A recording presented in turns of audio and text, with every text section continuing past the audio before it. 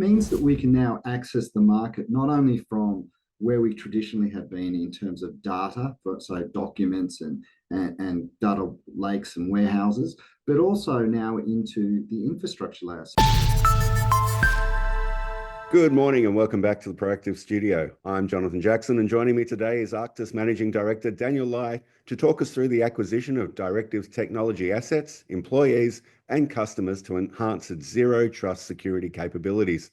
Daniel, it's good to see you. Thanks for having me, Jonathan. It's a pleasure. Now, talk us through this acquisition. What was the attraction to Direktiv and what are the key benefits for the company?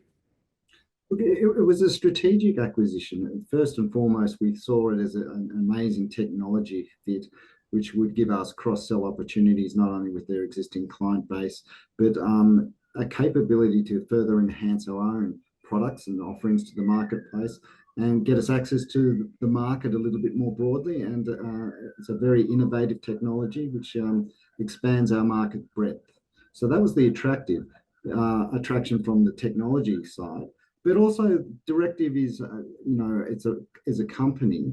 They had an amazing development team based in Germany, and we obviously wanted to grab that capability to speed up our own innovation, enhance our own development capabilities, and of course, bring in the expertise of the principals into the business as well. So good people, good tech, good reason to buy it, expands our market.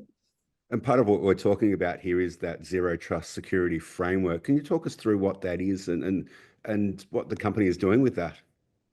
Well, zero trust architectures, what that means is, just to save confusion from everybody, is it means trust nothing, validate everything. So just as you and I are logged onto this call, it would check who Daniel Lai is, what is my nationality, who do I work for, what are my credentials, do I have a security clearance? It would check the environmental things like what device am I coming in? Is it trusted? What network am I coming up through?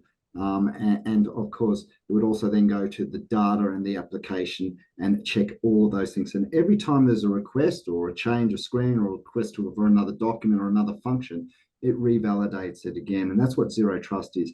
Why is that important? With the threat of cyber attacks at the moment from not only organized crime, but national state actors, what we are seeing is that the US government has mandated this across the entire federal government in the US, these types of architectures, and also across their defense industrial base.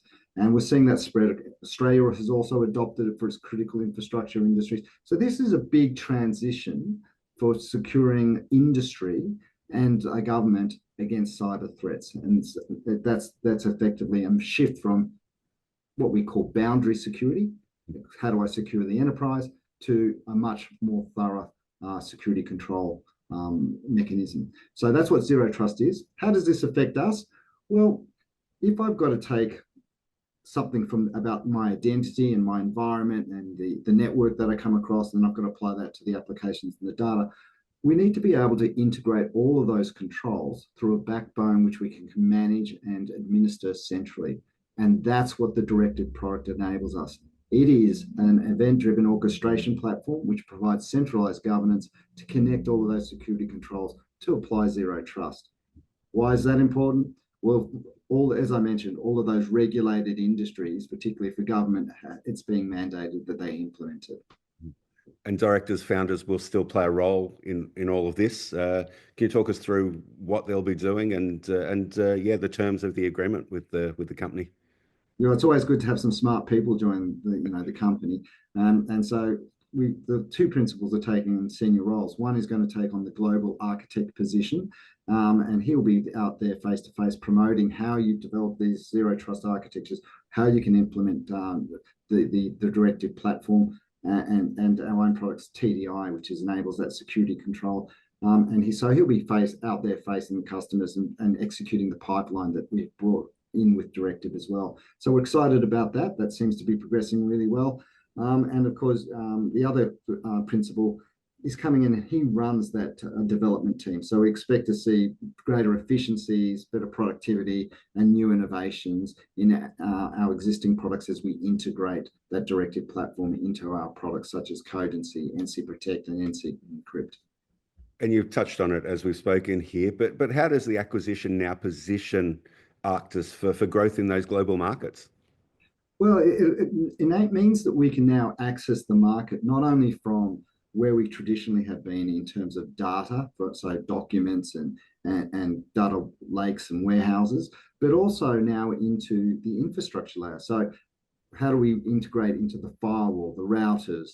How do we integrate into the CASBs in terms of the cloud security mechanisms, which is CASB is your cloud access security broker, but also how do we control then the data loss prevention tools? How do we then feed that into your security operations? So it enables us to access the market where the client is at their level of maturity rather than just the data layer. So it broadens our market entry point for those people that are going on that zero trust journey instead of just starting at the data layer. So that's kind of exciting for us, and we hope that that's going to generate new business faster and strategic business, which we can then deploy all our other capabilities into those customers.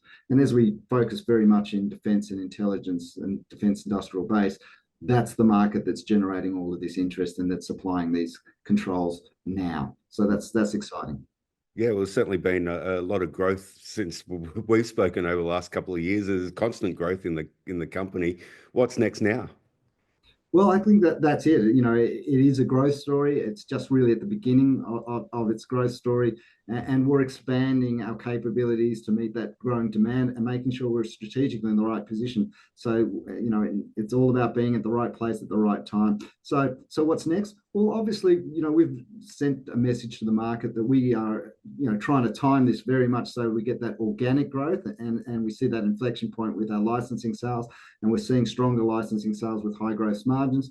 But also, we're also trying to be there where we can expand the spread of our products across that life cycle of where customers need to discover their information, how they classify it and label it, how they enforce it, and how they govern it, and really build into the world's premier company for zero trust architectures and how they build that within their enterprises. So that's really the plan, and we continue to sort of try and grow that in our overseas markets. And we've got a number of really exciting proof of concepts, which we are expecting to see them commercialize.